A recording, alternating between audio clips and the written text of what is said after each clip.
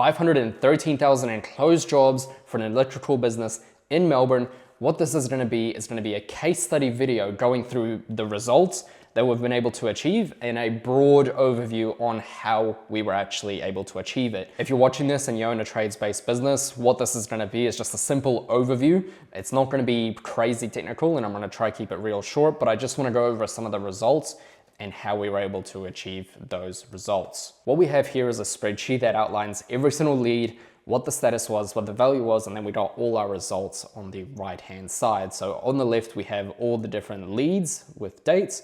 And then from there, the client on our CRM system that we use, so we don't actually fill out all of this manually, but we have every lead that picked up the phone, every lead that we did a site visit for, every lead that we quoted, every lead that was sold, and what was the value of that job. So here to the right, this is, to be honest, the only real metrics that you actually need in order to calculate all of this. What we have here to the right is the total leads. So we have 710 leads over a 4 to 5 month period.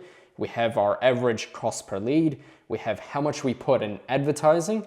We have our lead to phone rate. So what percentage of leads are even picking up the phone. We have the phone to site visit rate. So how many of these are actually turning into a site visit. Now, some of these are actually quoted over the phone. Some of them we actually visit. We have our site visit to quote rate. So how many of those site visits are we actually ending up quoting? What is the quote to sale rate? So out of the quotes we send, how much of that is actually converting? What our one revenue is, so how much total revenue we collected. We have the total sold jobs, the overall lead to close rate, what our average client is actually worth, what our total ROI is based on the spend that we put in, and what is our customer acquisition cost. So how much does it actually cost us to acquire a customer? And as you can see from these results, it is costing us $132 to achieve a $2,400 average job worth. The main thing that we're advertising here is LED upgrades, so actually upgrading people's lighting systems, but then we have numerous amounts of upsells from there. So we don't just do one job for these people, we make sure that they actually retain as a customer so we can increase our lifetime value of each customer. So if we go here on what the funnel looks like, it is very, very straightforward. So we'll just quickly walk through it now. So we have an electrical based campaign. We have a budget of $320 a day. Obviously, the more you spend, the more you get. And in this case, we had money to spend on advertising to get more leads through the door because the client has a good sales process. We have 2 separate campaigns targeting homeowners above the age of 40. Anything less is just a waste of time.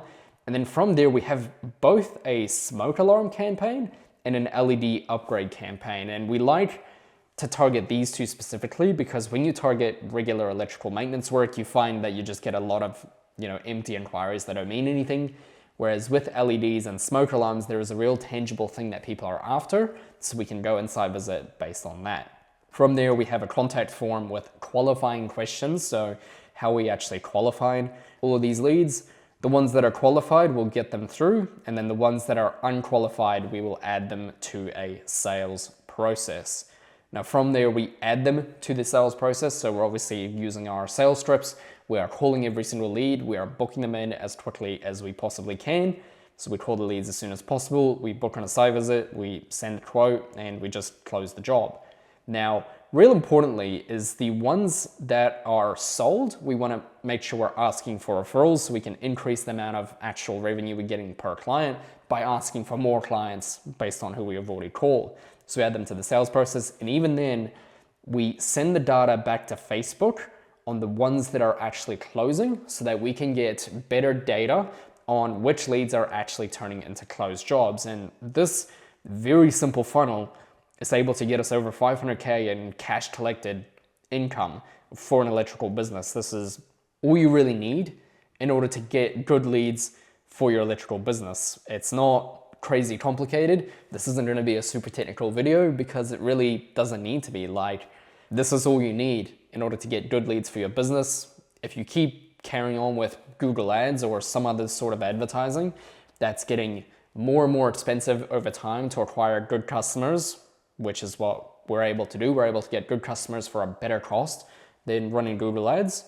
That's all you need.